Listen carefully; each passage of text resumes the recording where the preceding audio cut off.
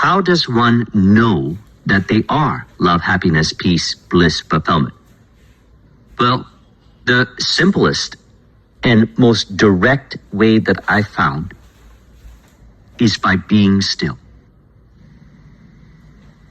By being still and acknowledging the silence or stillness or existence itself as love, happiness, peace, bliss, fulfillment. Mind is purified from the illusions of separation. The conditions that the person has placed in their mind, which we can call our limitations. Why do I say that? Well, let's say a person conditions love. So they say they are interested in a person, romantically or a client in business. They want to do a deal with this particular client, or they want to be in a relationship with this particular person. So they call them on the phone, and the client doesn't respond. If they remain neutral to that appearance, as in they are not affected by that appearance, then they are being magnetic. Why do I say that? Well, I have seen many times that if a person tries to then seek for love, happiness, peace, bliss, fulfillment, because they thought that this appearance is suggesting otherwise, then what happens is they generate unnecessary conflict with the person. They may argue with them. They may try to convince this person. They may try to manipulate this person. They may try to control this person, which is completely illusory. So they generate illusions of separation-based experiences, which are illusions, not the reality of God, which is unconditional love, happiness, peace, bliss, fulfillment.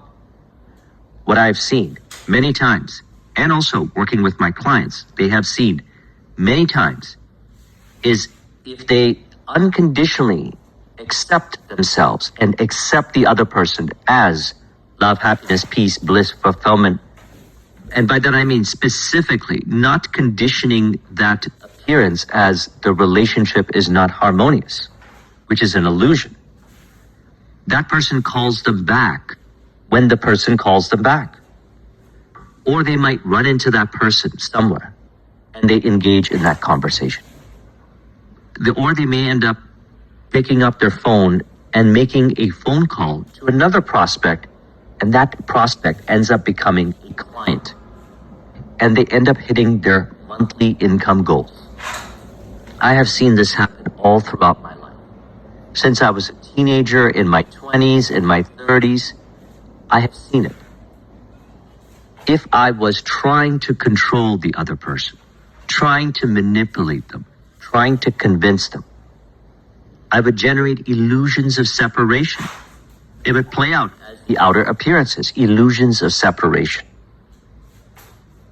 When I started to realize more and more so that I am unconditional love, happiness, peace, bliss, fulfillment, it appeared as them answering the phone or them calling me back saying, "Oh, I missed your call," or text messaging me saying, "Can you call me at this particular time or that particular time?"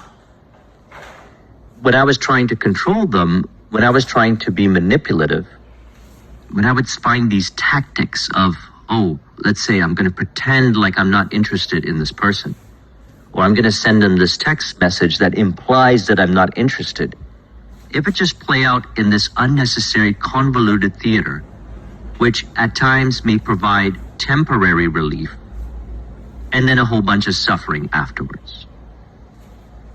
So Genesis 1:3, the light shall be